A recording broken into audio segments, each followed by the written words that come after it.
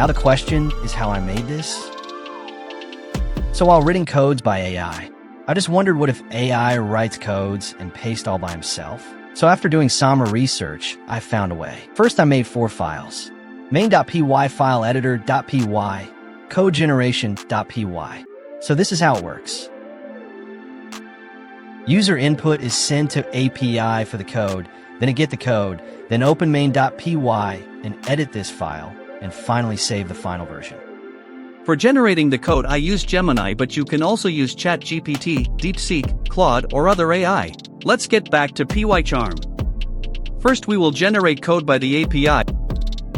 Then the update.py file will open the main.py as text and paste the code it get from API.